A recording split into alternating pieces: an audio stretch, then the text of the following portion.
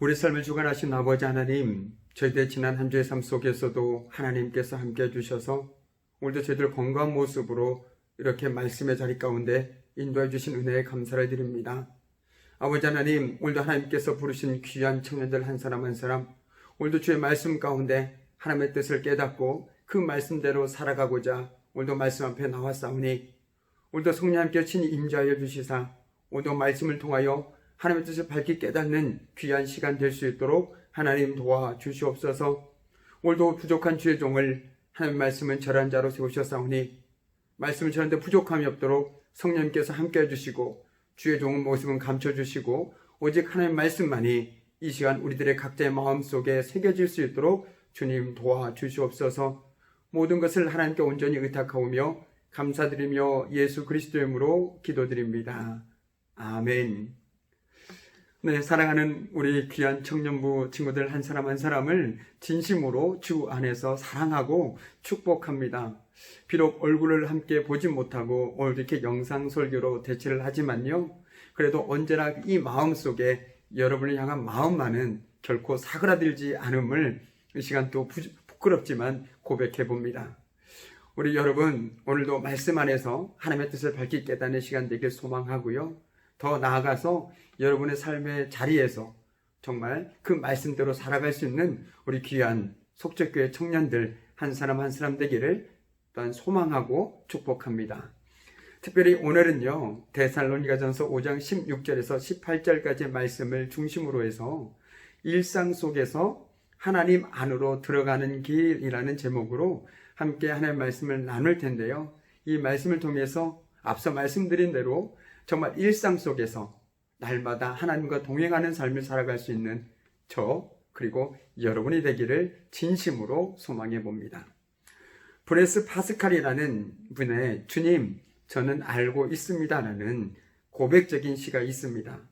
제가 그 시를 읽어드리도록 하겠습니다. 주님, 저는 알고 있습니다. 저는 단지 한 가지 사실만을 알고 있다는 것을, 당신을 따르는 것이 나에게 가장 좋은 것이며 당신을 고역하는 것이 나에게 가장 나쁜 일이라는 것을, 그리고 나는 무엇이 나에게 유익한 것인지 알고 있지 못합니다. 건강인지 병인지 부유함인지 가난함인지, 왜냐하면 모든 것에 대한 결정은 주님의 의지에 숨어 있기 때문입니다. 그래서 저는 다만 기도할 뿐 그 이유를 캐묻지 않으렵니다. 특별히 마지막 구절에 모든 것에 대한 결정은 주님의 의지에 숨어 있기 때문이라는 파스칼의 고백이 마음의 울림이 되어 남습니다. 이는 하나님의 주 되심을 잘 표현하고 있습니다. 모든 것이 하나님의 손에 달려있다는 믿음의 고백인 것이지요. 이 귀한 신앙 고백은 오늘 우리가 함께 나누는 말씀 속에서도 고스란히 담겨져 있습니다. 오늘 말씀 16절에서 18절까지의 말씀입니다. 항상 기뻐하라, 쉬지 말고 기도하라, 범사에 감사하라. 이것이 그리스도 예수 안에서 너희를 향하신 하나님의 뜻이니라. 아멘. 여러분, 이 말씀을 너무나도 자주 보았을 것입니다. 많이 들어봤을 거고요. 그런데 오늘 함께 나눈 이 말씀을 통해서 우리가 지금까지 생각해 보지 못했던 그런 말씀의 깊이를 다시 한번 깨달을 수 있기를 소망해 봅니다.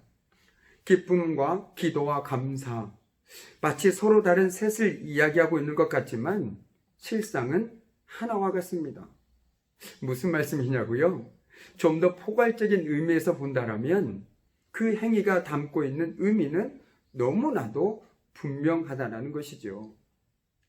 기쁨과 기도와 감사는 동일하게 우리로 하여금 하나님께로 인도합니다. 우리의 마음과 우리의 시선과 그리고 삶의 방향을 하나님께로 향하게 합니다. 하나님을 바라보게 합니다.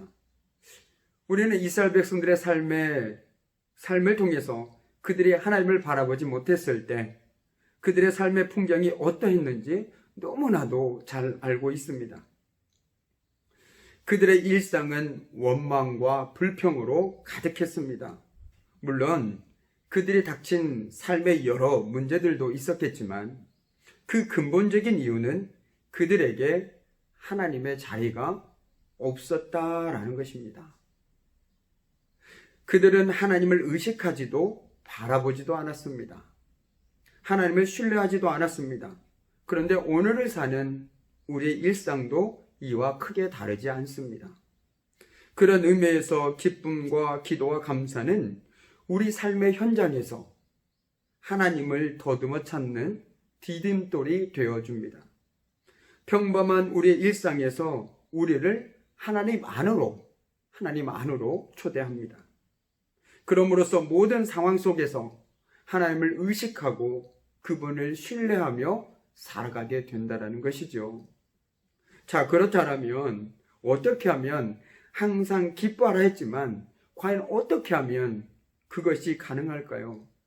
세상을 살아가면서 기뻐하는 삶을 살길 원하지 않는 사람은 아무도 없을 것입니다. 목사님, 저도 기쁜 삶을 살고 싶습니다. 그런데 제 삶에 문제가 많다 보니, 제 삶을 보다 보니 제 안에는 기쁨이 없어요. 기쁨이 너무나 쉽게 빼앗기는 것 같아요 라고 말을 할 때가 너무나도 많이 있다는 것이죠. 여기서 말하는 기쁨이 단순히 우리의 감정을 이야기하는 것일까요? 특별히 현재 같은 상황 속에서 우리는 어떻게 기뻐할 수 있을까요? 즐겁게 살자고 결심한다고 되는 것이나 감정을 조절해서 되는 것은 결코 아닙니다. 우리는 여기서 기쁨을 단순히 좋은 감정 정도로만 생각한다면 정말 중요한, 너무나도 중요한 핵심을 놓치게 되는 것입니다. 여기서 기쁨은 감정의 문제가 아닙니다. 여기서 기쁨은 존재의 문제임을 먼저 알아야 됩니다. 바울 사도는 빌립보서 4장 4절에서 이렇게 얘기합니다. 주 안에서 항상 기뻐하라 라고 했습니다. 오늘 우리가 읽은 말씀과 차이점이 있다면 항상 기뻐하라 똑같은데 그 앞에 주 안에서라는 부사구가 같이 들어왔습니다. 주 안에서라는 수식어에 우리는 주목해야 합니다. 주 안에서 기뻐하라, 주 안에서 항상 기뻐하라. 이는 우리가 그리스도 안에서 우리가 어떤 존재가 되었는지를 기억함으로써 기뻐하라는 것입니다. 감정이 아니라 존재를 보라는 것이죠. 예수님은 어떻게 항상 기뻐하셨습니까? 예수님께서 세례를 받으실 때 하늘에서 이런 소리가 들렸습니다. 너는 내 사랑하는 아들이다. 내가 너를 기뻐하노라. 이 말씀을 들은 후에 예수님은 광야로 가십니다. 광야에서 사탄이 어떻게 공격합니까? 내가 만일 하나님의 아들이거든 이라는 말로 존재에 관한 의문을 품게 만듭니다. 광야 같은 세상은 우리가 하나님의 기쁨의 대상이 아니라고 증거하며 존재에 대한 확신을 뒤흔듭니다. 하나님이 정말 너를 사랑하신다라면, 정말 하나님이 네가 사랑받는 자녀라면 이런 일이 있을 수 없다라고 말하면서 우리의 기쁨을 함께 흔들어 버립니다. 헨리 나우엔의 이는 내 사랑하는 자요라는 책이 있습니다. 특별히 이 책에서 헨리 나우엔은 우리가 하나님의 사랑받는 자임을 기억하는 것이 중요함을 거듭 강조합니다. 그래서 개인적으로 여러분에게 특별히 이는 내 사랑하는 자요라는 책을, 아주 얇은 소책자인데요, 기회가 된다면 한번 읽어볼 것을 추천합니다. 그중 일부입니다. 조금 길지만 제가 읽어드리도록 하겠습니다. 프레드, 내가 바라는 것은 자네가 자네에게 주어지는 이 말씀을 듣게 되는 것뿐이네. 이는 내 사랑하는 이요, 내 기뻐하는 자라. 너는 아무 소용도 없고 추한 사람이야. 넌 아무런 가치도 없는 사람이야. 비열하고 아무것도 아닌 존재야. 라고 외치는 목소리들로 가득 찬 세상 속에서 내면에 집중하여 그 목소리에 귀 기울여 이런 말씀을 들어보게. 태초에 내가 너를 지명하여 불렀으니 너는 내 것이라. 너는 내 사랑하는 자요, 내가 기뻐하는 자라. 아멘입니다. 이 말씀을 듣고 있는 여러분, 그리고 저는 하나님께서 사랑하는 자요, 하나님께서 기뻐하는 자라는 사실을 어떤 상황 속에서도 결코 잊어서는 안 됩니다. 항상 기뻐하려면 내 안에 상처난 감정의 소리, 미숙한 자아의 소리를 듣는 것이 아니라 말씀의 소리를 들어야 합니다. 열등감, 비교의식, 불안의 소리의 볼륨을 낮추고 내가 너를 사랑한다는 말씀의 볼륨을 높여야 합니다. 우리는 말씀을 통해서 너는 내 사랑하는 자다. 너는 내 사랑하는 자다. 너는 내 사랑하는 자다라는 말씀을 매일매일 들어야 합니다. 말씀의 골방을 통해 우리는 끊임없이 하나님 앞에 나아가 그 말씀을 들어야 합니다. 이처럼 우리는 매 순간 하나님 안으로 들어가야 합니다. 그 하나님 안으로 들어가는 것, 그 하나님 안으로 들어가는 그 일상의 길, 그것이 바로 기쁨과 기도와 감사라는 길입니다. 그런데 이 모든 것, 즉 기쁨과 기도와 감사라는 길은 중요한 공통분모, 즉 공통점을 가지고 있습니다. 여러분 말씀을 한번 집중해서 보십시오. 그 앞에 보면 먼저 항상, 쉬지 말고, 범사에라고 표현되어 있듯이 어느 한순간이 아닌 항상입니다. 한마디로 늘이라는 것이죠. 때를 얻든지 못 얻든지 항상 늘 기도, 기쁨, 감사라는 삶을 살아라라고 말씀하고 있다는 것입니다. 또한 이 말 속에는 끊임없이 지속적으로 한다라는 의미도 포함하고 있습니다. 늘 일상에서 하나님을 의식하고 살아가는 것을 말합니다. 그리고 이 모든 행위는 우리의 삶의 현장, 즉 일상 속에서 이루어집니다. 이 모든 것이 이루어지는 것이 특정 공간이나 상황만이 아닌 바로 우리의 일상, 삶의 현장이라는 것에 우리는 특별히 주목해야만 합니다. 즉 자기가 발딛고 살아가고 있는 바로 그 삶의 현장이라는 것이죠. 바로 그곳에서 매일 꾸준히 지속적으로 실천을 통해서 하나님 안으로 들어가는 것입니다. 말만 해서 되는 것은 아닙니다. 끊임없이 지속적으로 실천을 통해서 하나님 안으로 들어가는 것입니다. 그런 의미에서 신앙이라는 것은 어떤 특정한 공간에 한정되어질 수 없습니다. 더불어 특별한 시간에만 국한될 수도 없는 것이겠죠. 바로 우리가 매일 숨쉬고 살아가는 우리 일상, 바로 신앙의 현장이 바로 우리가 하나님의 안으로 들어가야 될 곳이며 때라는 것입니다. 그것이 하나님 안에서 매일 기뻐하고 기도하고 감사해야 할 곳입니다. 왜 그렇습니까? 바로 그때 그곳에 하나님께서 우리와 함께 하시면서 저와 여러분의 삶을 주관하고 계시기 때문입니다. 설령 이해할 수 없을지라도 말이죠. 그렇기 때문에 기쁨과 기도와 감사라는 길은 하나님의 주 되심을 고백하는 사람만이 누릴 수 있습니다. 하나님께서 내 삶을 주관하시니 내가 그분 때문에 기뻐하고 그분만을 바라보고 그분으로 인하여 감사하는 삶. 그렇기 때문에 언제 어디서나 무슨 일을 만나든지 주님이 진정 내 삶의 주인 되심을 고백할 때 이 모든 것이 가능합니다. 물론 마음이 없는 입술로만 감사할 수 있죠. 그래서 정말 중요한 것은 하나님께서 내 삶을 다스리시고 계심을 믿는다면 기쁨과 기도와 감사는 당연한 일입니다. 그래서 우리는 늘 일상에서 기뻐하고 기도하며 감사할 수 있습니다. 앞서 말씀드린 대로 이것은 단순한 감정의 차원이 아니라 존재의 차원임을 기억해야 합니다. 골로새서에 나와 있는 말씀처럼 우리는 죄와 사망에서 어떻게 해요? 그분의 나라, 생명의 나라로 옮겨진 존재들 아닙니까? 죽을 수밖에 없는 우리가 하나님의 은혜로 말미암아 새로운 삶을 살게 된 존재라는 것이죠. 그 존재적 가치에서 보니 누가 보입니까? 하나님이 보이는 겁니다. 이것을 깨닫게 될 때 비로소 지금 내가 서 있는 자리에서 하나님을 의식하고 살아가게 됩니다. 일상에서 늘 하나님의 임재를 누리며 살아가게 된다는 것이죠. 자, 오늘 18절 하반절 말씀을 보십시오.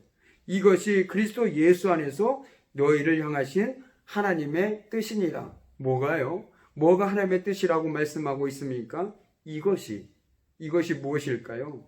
바로 앞서 이것, 즉 기쁨과 기도와 감사라는 길.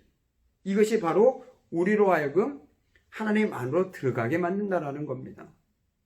그러니까 바꿔 얘기한다라면 하나님의 원하시는 우리의 삶의 진정한 뜻은 우리의 일상에서 지금 여러분이 숨쉬고 살아가고 있는 삶의 현장에서 하나님 안으로 들어가 살아가는 것. 그것이 바로 하나님께서 진정 원하시는 삶의 모습이라는 것이죠. 그런데 이것은 하나님을 우리 삶의 진정한 주인으로 모시는 사람만이 누릴 수 있다라고 말씀드렸습니다. 우리 삶이 주님의 손안에 달려 있음을 고백할 수 있을 때 가능합니다. 그렇다면 하나님의 뜻은 다른 데 있지 않습니다.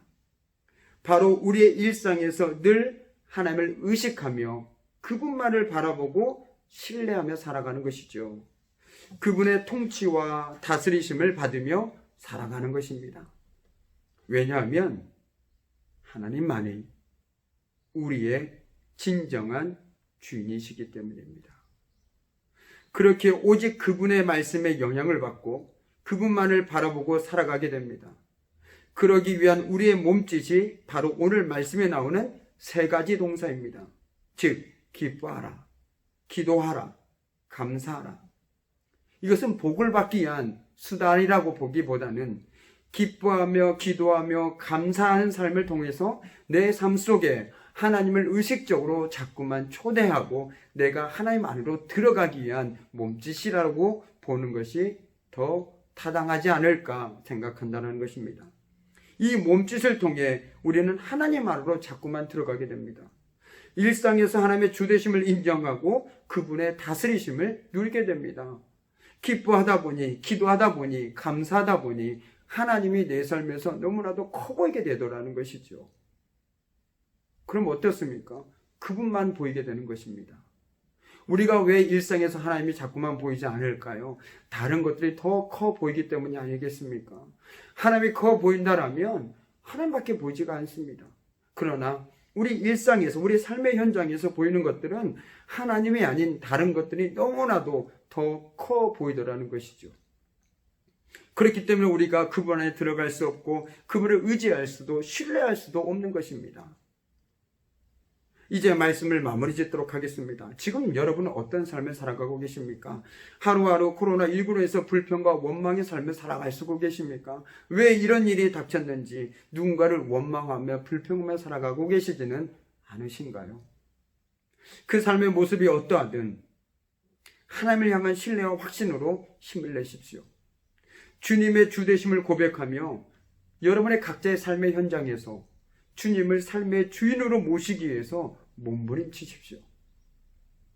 하나님 안으로 들어가는 일상의 길은 기쁨과 기도와 감사라는 길입니다. 언제 어디서 무슨 일을 하든지 주 안에서 기쁨, 기도, 감사라는 길을 통해 일상에서 하나님 안으로 들어가야 합니다. 우리 삶의 진정한 주권은 하나님께 있습니다. 우리 삶의 수중, 우리의 삶은 하나님의 수중에 있습니다. 이 고백으로 지금 바로 살아가는 그 자리에서 신실하신 하나님을 기억하시기 바랍니다. 이를 통해 삶의 현장에서 하나님의 임재와 다스리심에 순종하는 삶으로 하나님이 주시는 은혜와 평안이 넘치시기를 간절히 바라봅니다. 기도하겠습니다. 참으로 고마우신 아버지 하나님, 특별히 오늘 말씀을 통하여 정말 기쁨과 기도와 감사를 통해서 정말 우리가 삶 가운데서 모셔드려야 할 분이 누구인지 깨닫게 하심에 감사를 드립니다. 우리가 어떤 형편에 있든지 어디에 있어서 무엇을 하든지 기쁨과 기도와 감사를 통해서 정말 하나님을 모셔드릴 수 있는 우리 청년들의 귀한 삶이 되게 하시고 늘 삶의 현장에서 하나님을 의식하며 살아가며 하나님의 임재를 누리며 살아가는 우리 귀한 청년 삶이 될 수 있도록 하나님 도와주시옵소서. 감사드리며 예수 그리스도의 이름으로 기도드립니다. 아멘.